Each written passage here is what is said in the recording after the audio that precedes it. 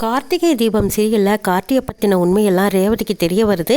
எப்படி தெரிஞ்சதுங்கிறத இந்த வீடியோவில் பார்க்கலாம் வாங்க ஃப்ரெண்ட்ஸ். சந்திரா சாமுண்டீஸ்வரி ரெண்டு பேரும் பேங்க்லேருந்து வந்ததும் சாமுண்டீஸ்வரிக்கு சந்திரா மேலே சரியான கோவம். அந்த கிழவி முன்னாடி கூட்டிகிட்டு போய் என்னை அசிங்கப்படுத்தி அவமானப்படுத்திட்டு இனிமேல் மாப்பிள்ளைய தப்பு தப்பாக சொல்லி சந்தேகப்பட்டேன்னா அரைஞ்சிடுவேன் சந்திரா, இப்படியெல்லாம் இனிமேல் பேசாதேன்னு சொல்கிறாங்க சாமுண்டீஸ்வரி. ஐயோ அக்கா, நீ தான் புரிஞ்சுக்க மாட்டேங்கிற, உன்னை எல்லாரும் நல்லா ஏமாற்றிக்கிட்டு இருக்காங்க. வந்தாங்க அந்த ராஜா சேதுபதியோட பேருங்கிறாங்க சந்திரா. ஏய் சந்திரா, நீ என்ன நினச்சிட்டு இருக்க? உனக்கு என்ன பைத்தியம் அடி? ரேவதியோட வாழ்க்கையை கெடுத்துடாத, பேசாமல் உன் வேலை என்னமோ அதை மட்டும் பாரு. இப்படி சாமுண்டீஸ்வரி சந்திராவை திட்டி தேக்குறாங்க. எப்படி சொன்னாலும் அக்கா புரிஞ்சுக்க மாட்டேங்கிறா. அதுக்கேற்ற மாதிரி டிரைவர் பையனும் ஏதாவது ஒரு ட்ராமா பண்ணி தப்பிச்சுக்கிறான்.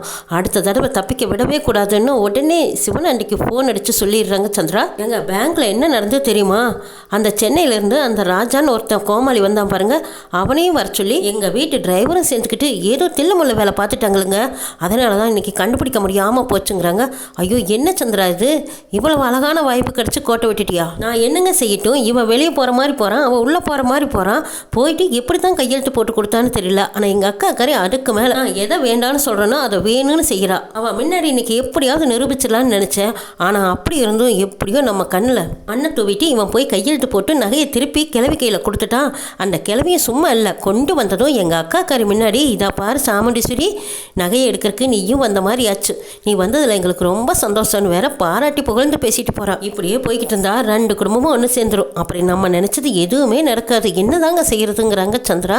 நீ ஒன்றும் கவலைப்படாத, இன்னும் ஒரு சில வாய்ப்புகள் இல்லாமலா போயிடும், அப்போ பார்த்துக்கிறேன் விடுங்கிறாங்க. ரேவதி ஆஸ்திரேலியா போகிறதுக்காக எல்லாம் பேக் பண்ணிக்கிட்டு இருக்கிறாங்க. அங்கே மயில் வாங்கின வராங்க. என்னது ரேவதி ட்ரெஸ் எல்லாம் எடுத்து வைக்கிறத பார்த்தா ஒரு மாத காலத்துக்கு மேலேயே தங்குற மாதிரி போகிறா. அப்படி எங்கே தான் போகிறா அப்படின்னு போய் மயில் வாகனம் ரேவதி கிட்ட கேட்குறாங்க. ரேவதி என்னது ட்ரெஸ் எல்லாம் நிறைய பேக் பண்ணிட்டு இருக்கேன், எங்கே கல்யாணத்துக்கு தானே போகிறேன்? கல்யாணத்துக்குன்னா ஒரு 2-3 நாள் 3 ட்ரெஸ் 4 ட்ரெஸ் போதும். ஆனால் நீ இன்னும் வருஷக்கணக்காக தங்குற மாதிரியெல்லாம் இவ்வளோ ட்ரெஸ் எல்லாம் பேக் பண்ணிட்டு இருக்கேன், எங்கே போகிற ரேவதின்னு கேட்குறாங்க மயில் வாகனம். ரேவதி அப்படி இப்படின்னு மழுப்பி பார்க்குறாங்க. இல்லை ரேவதி, நீ ஏதோ மறைக்கிறேன்னு நல்லா தெரியுது, உண்மையை சொல்லு அப்படின்னு மயில் வாகனம் கேட்குமா. அம்மா சொல்கிறது செய்கிறது இதெல்லாம் நீங்களும் பார்த்துக்கிட்டு தானே இருக்கீங்க. அம்மா எது செஞ்சாலும் அவங்களுக்கு பிடிச்ச மாதிரி தான் செய்யணும்னு நினைக்கிறாங்க. எங்களோட விருப்பத்துக்கு மாறாத்தான் எதுவும் செய்யணும்னு நினைக்கிறாங்க. அதெல்லாம் எனக்கு பிடிக்கவே இல்லை மாமா. எங்களுக்கு ஒன்றும் ஆசைகள் இருக்கக்கூடாது, விருப்பங்கள் இருக்கக்கூடாதுன்னு நினைக்கிறாங்க. இதெல்லாம் என்ன லாஜிக்? அத்தை எப்போவுமே கண்டிஷனாக தானே இருப்பாங்க, அது எல்லாத்துக்கும் தெரிஞ்ச விஷயம் தானே. அதுக்கு இதுக்கு என்ன சம்மந்தங்கிறாங்க மயில் வாகனம். அதில் தான் மாமா சம்மந்தம் இருக்குது. ஆஸ்திரேலியா போகலான் இருக்கேங்கிறாங்க. இது ஆஸ்திரேலியாவா? என்ன ரேவதி, இங்கேருந்து காலேஜ் போனாவே அம்மா கிட்ட ஒரு தடவைக்கு 2 தடவை சொல்லிட்டு போகணும். காலேஜில் நடக்கிற இந்த ஃபங்க்ஷனாக இருந்தாலும் அதில் கலந்துக்கலாமா வேண்டாமான்னு அவங்கள கேட்கவே இல்லைன்னு சொல்லி எவ்வளோ ஆர்ப்பாட்டம் நடந்துகிட்ருக்குது. இப்படி இருக்கு, நீ ஆஸ்திரேலியா போகிறேன்னு வேற சொல்கிறேன். அம்மா ஆஸ்திரேலியாவெல்லாம் போனாலும் உடனே வர முடியாது. இந்த விஷயம் சகலைக்கு தெரியுமா, அத்தைக்கு தெரியுமா, மாமாவுக்கு தெரியுமாங்கிறாங்க. யாருக்குமே தெரியாது, ஆனால் ராஜாவுக்கு தெரியுங்கிறாங்க ரேவதி. இது சகலைக்கு தெரியுமா? எங்ககிட்ட இது வரைக்கும் சொல்லவே இல்லையாங்கிறாங்க மயில் வாகனம். யார்கிட்டையும் சொல்ல வேண்டாம்னு தான் நான் கேட்டுட்டேன். அவர்கிட்ட நான் யார்கிட்டையும் சொல்ல வேண்டாம்னு சொல்லி நான் கேட்டுக்கிறதுனால அவரும் யார்கிட்டையும் இது வரைக்கும் சொல்லவே இல்லைங்கிறாங்க. ரேவதி, உனக்கு ஒரு உண்மையை சொல்லட்டுமாங்கிறாங்க மயில் வாகனம். என்ன மாமா அப்படின்னு கேட்கவும், அந்த ராஜா யாருன்னு நினச்ச? சின்னத்தை அப்பப்போ சொல்லிக்கிட்டே இருக்காங்களே, ராஜா சேதுபதியோட பேரன்னு, அவர் பேரன் தான் இந்த ராஜா. உங்கள் அம்மா செஞ்சதுலேயே ஒரு நல்ல காரியம் என்ன தெரியுமா? உனக்கு உங்கள் அத்தை பையனையே தான் கல்யாணம் பண்ணி வச்சுருக்காங்க ரேவதி. நீ நினச்ச மாதிரி அவன் வீட்டுக்கு டிரைவராக வரல, இந்த குடும்பத்தை ஒன்று சேர்த்து வைக்கணுங்கிற ஒரு நல்ல நோக்கத்தோடு தான் இந்த வீட்டுக்குள்ளே வந்திருக்காரு. சகல கார்த்தி ராஜா சேதுபதியோட பேரன்னு சொல்லிட்டு எப்படியோ சந்திரா அத்தை சிவனாண்டி மூலமாக தெரிஞ்சுக்கிட்டாங்க. இந்த விஷயமெல்லாம் தெரிஞ்சுக்கிட்டு தான் அப்பப்போ சின்னத்தை நம்ம அத்தைக்கிட்ட போய் இல்லாதும் பொல்லாதும் போட்டு கொடுத்து குடும்பத்தையே பிரச்சனை பெருசு பண்ணணும்னு நினச்சிட்டு இருக்காங்க. அதுக்கேற்ற மாதிரி நீயும் கார்த்தியை புரிஞ்சுக்காம ஆஸ்திரேலியா போறேன்னு சொல்றீங்க ரேவதி. மாமா என்ன சொல்றீங்க? இந்த விஷயமெல்லாம் எனக்கு ஒரு துளி கூட தெரியாது. ஆனால் சித்தி ஏதோ தப்பாக புரிஞ்சுக்கிட்டு தான் பேசுகிறாங்கன்னு நான் நினச்சேன். ஆனால் இவர் எனக்கு அத்தை பையனாங்கிறாங்க ரேவதி. அடா ஆமாம் ரேவதி, நீ வேணாலும் பாட்டியை கேட்டுப்பார். பாட்டியை நேரடியாக கேட்டால் அவங்களால மறக்க முடியாதுல்ல, கண்டிப்பாக உண்மையை சொல்லித்தான் ஆகணுங்கிறாங்க. இந்த விஷயத்த நம்ம சகலையே உங்ககிட்ட உண்மையை உடைக்கணும்னு நினச்சாரு. அது எப்போ தெரியுமா? அவங்க ஊருக்கு கூட்டிகிட்டு போய் கோயில் கும்பாபிஷேகத்தை சிறப்பாக நல்லபடியாக நடத்தி முடிச்சதும் சகலையே உங்கள் அம்மா கிட்ட எல்லா விஷயத்தையும் சொல்கிறேன்னு சொல்லிட்டாரு. அதனால தான் எல்லாம் பொறுமையாக போய்கிட்டு இருக்கு. இந்த நேரத்தில் நீ வேற ஆஸ்திரேலியா போகிறேன்னு சொல்லிட்டு இருக்கிறியே, இந்த விஷயம் உங்கள் அம்மாவுக்கு தெரிஞ்சால் வீடே 2 பட்டு போயிடும். சுவாதி பாடினதுக்கே அவ்வளோ பெரிய ஆர்ப்பாட்டம். இதில் நீ வேற 5 வருஷம் இந்த குடும்பத்தை விட்டு பிரிஞ்சு போகிறேன்னு சொன்னால் அவ்வளவுதான் முடிஞ்சது கதை. கும்பாபிஷேகம் முடிகிற வரைக்கும் நீ பொறுமையாக இரு ரேவதி. அதுக்கப்புறமா உங்கள் அம்மா கிட்ட சொல்லிவிட்டு உன் அத்தை பையங்கூட சேர்ந்து போனாலும் போகலாம், இல்லை எடுத்த முடிவு தான் சரின்னு நினச்சா உங்கள் அம்மா கிட்ட சொல்லிவிட்டு தாராளமாக போகலாங்கிறாங்க மயில்வாகனம். எவ்வளோ ஒரு நல்ல விஷயம் பண்ணுறதுக்காக நம்ம வீட்டில் டிரைவராக வந்து சேர்ந்துருக்காரு. நான் தான் புரிஞ்சுக்காம அவங்கள தப்பாக மனசு நோகும்படி பேசிட்டு மாமாங்கிறாங்க ரேவதி. பரவாயில்ல விடு ரேவதி, ஆனாலும் சகல அதெல்லாம் தப்பாக எடுத்துக்கலையில. அவர் இது வரைக்கும் யாருக்கும் மனசு கஷ்டப்படுற மாதிரி எதுவும் நடந்துக்கல. இருந்தாலும் அம்மா பேசுறது செய்கிறது இது எல்லாம் எனக்கு கொஞ்சம் கூட பிடிக்கல மாமாங்கிறாங்க. சரி ரேவதி, நீ சகலகிட்ட சகஜமாக பேசி அவர் யார் என்னங்கிறத தெரிஞ்சுக்கிட்டு அவருக்கு சப்போர்ட்டாக இந்த 2 குடும்பமும் ஒன்று சேர்த்து வைக்கிறதுக்கான வழியப்பார். நீ திடுதுப்புன்னு இப்படி ஆஸ்திரேலியா போகிறேன்னு சொல்கிறதெல்லாம் தப்பு ரேவதி. யாரையும் விட்டு பிரிஞ்சு போகல. யோசிச்சுப்பார், ஒரு நாள் 1 மாதமெல்லாம் கிடையாது, 5 வருஷம் நீ எல்லாத்தையும் விட்டு பிரிஞ்சு இருந்துட முடியுமா? சின்ன வயசுலேருந்து இப்படி கூட்டு குடும்பத்தோடு இருந்துட்டு நீ தனியாக போய் இருக்கிறேன்னு சொல்கிறது மனசுக்கு கஷ்டமாக இருக்குது. கார்த்திகிட்டே ஒரு தடவைக்கு 2 தடவை நீ கலந்து பேசிட்டு அதுக்கப்புறம் நீ முடிவெடுன்னு சொல்லிட்டு போகிறாங்க மயில்வாகனம். அப்போ ரேவதி யோசிக்கிறாங்க, ஆமாம் அவரும் வேண்டான்னு தானே சொன்னார், 5 வருஷம் பிரிஞ்சிருக்கிறதும் ரொம்ப கடுமை, இப்படி ஒரு கஷ்டத்தை நீ அனுபவிக்க வேண்டாம், இது நீ யோசிச்சு செய்யணும் தான் சொன்னார். ஆனால் நான் தான் திடுத்துப்புன்னு போயே ஆகணும்னு முடிவு பண்ணினேன். இப்போ இவ்வளோ ஒரு நல்ல குடும்பத்தை விட்டுட்டு நம்ம போகலாமா வேண்டாமா? இவர் தான் அத்தை பையன்னு தெரிஞ்சது. பாட்டியோட உறவு அத்தையோட உறவெல்லாம் இப்போ தான் நமக்கு கிடச்சிருக்கு. இப்படி ஒரு நல்ல சந்தர்ப்பத்தை நம்ம மிஸ் பண்ணி தான் ஆகணுமா? சரி கார்த்தி வரட்டும், அவர்கிட்டயே பேசிக்கலான்னு ரேவதி முடிவெடுக்கிறாங்க. கார்த்தியும் வராங்க. வந்ததும் நான் உங்ககிட்ட கொஞ்சம் தனியாக பேசணுங்கிறாங்க. தாராளமாக பேசலாம் ரேவதிங்கிறாங்க கார்த்தி. ஆஸ்திரேலியா போகிறத பற்றி நீங்கள் மறுபடியும் என்ன நினச்சிருக்கீங்கன்னு கேட்குறாங்க. இதில் என்ன இருக்குது, உனக்கு பிடிச்சதை நீ செய்யணும் தான் நான் சொல்லிட்டேங்கிறாங்க. அப்படி ஒரு வேளை நான் ஆஸ்திரேலியா போனால் இதுக்கப்புறம் பிரச்சனைகள் பெருசாக வளருமே, அதுக்கு என்ன செய்ய போகிறீங்க? சுவாதியை பாடக்கூடாதுன்னு எவ்வளவு ஸ்ட்ரிக்டாக பேசுனாங்க பார்த்தீங்களா? யாருக்கும் தெரியாமல் நான் ஆஸ்திரேலியா போயிட்டா அவங்கள சும்மா விடுவாங்களாங்கிறாங்க. அதுவும் உன்னோட விருப்பம், உன்னோட லட்சியம், இதில் அவங்க எதுக்கு தலையிட போகிறாங்க? உன் பேச்சுக்கு உங்கள் அம்மா மறுபேச்சு பேச மாட்டாங்கன்னு தான் நான் நினைக்கிறேங்கிறாங்க கார்த்தி. அப்படி இல்லை, நானே போயிட்டாலும் உங்களை தான் டார்ச்சர் பண்ணுவாங்க. சரி நீங்கள் சொன்ன மாதிரி பெங்களூர் கல்யாணத்துக்கு போகிறதாவே இருக்கட்டும். நீங்கள் தான் என்னோட அத்தை பையன்னு மயில்வாகனம் மாமா சொன்னார். என் அத்தையை பார்க்கணும், உங்கள் குடும்பத்தை பார்க்கணும். அது மட்டும் இல்லை, உங்களுக்கு நிறைய கம்பெனியெல்லாம் இருக்குதுன்னு சொன்னாங்களே, ஆடியோ கம்பெனியே இருக்கிறதா சொன்னாங்கல்ல. அப்போது அந்த ஆடியோ கம்பெனியில் நம்ம சுவாதியை பாட வைக்கலாமான்னு கேட்குறாங்க ரேவதி. இந்த விஷயமெல்லாம் உனக்கு யார் மயில்வாகனம் தான் சொன்னாரான்னு கேட்குறாங்க. ஆனால் ஆமாங்க, அவர் தான் சொன்னார். எல்லாமே உண்மைதான் ரேவதி, ஆனால் எல்லாமே கும்பாபிஷேகம் முடிகிற வரைக்கும் நான் காத்திருக்கலான்னு நினச்சேன். அதுக்குள்ளே அவசரப்பட்டு உங்ககிட்ட எல்லா விஷயத்தையும் சொல்லிட்டாருங்கிறாங்க.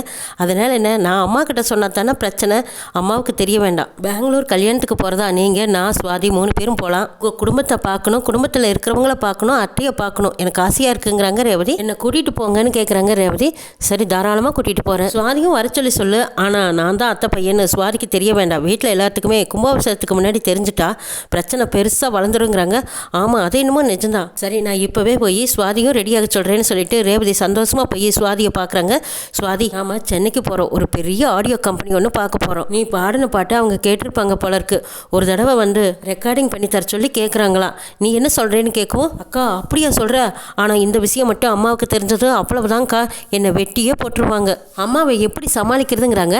அதெல்லாம் ஒன்றும் பிரச்சனை இல்லை, ராஜா இருக்கார், அவர் பார்த்துக்குவார்.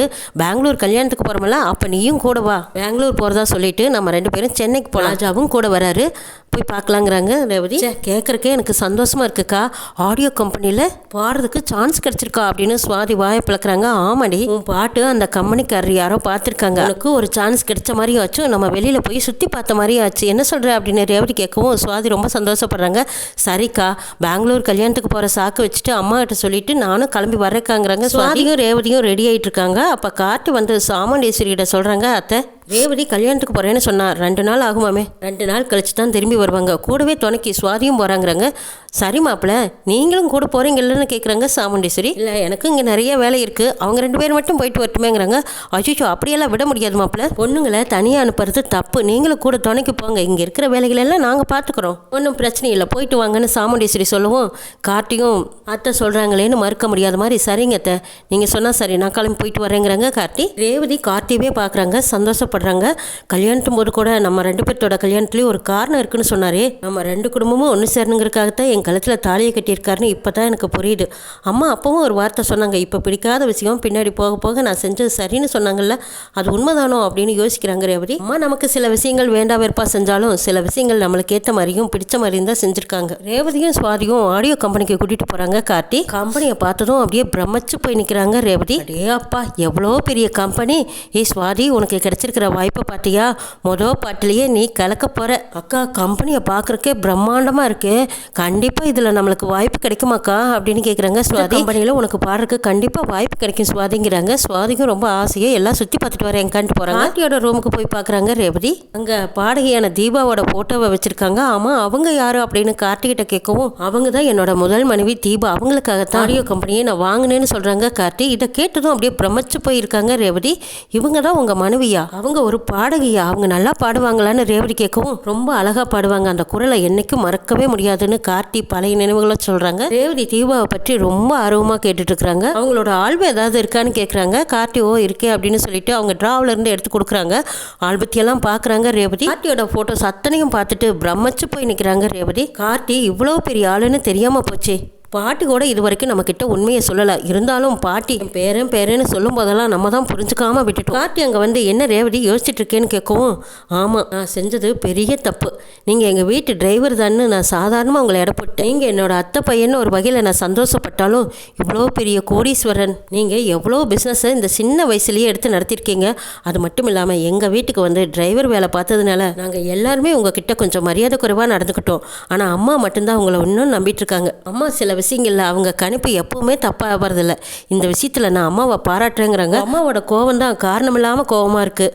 அந்த கோவத்தை தணிக்கணும்னா அவங்க அம்மா இறந்ததுக்கு யார் காரணங்கன்னு கண்டுபிடிக்கணும். ரேவதி, கும்பாபிஷேகம் மட்டும் நல்லபடியாக முடியட்டும். அத்தையோட அம்மா இறந்ததுக்கு நம்ம தாத்தா தான் காரணம்னா அத்தை நினச்சிட்டு இருக்காங்க. ஆனால் அது காரணம் கிடையாது. கேள்விப்பட்ட வரைக்கும் அதுக்கு வேற ஒரு காரணம் இருக்குது.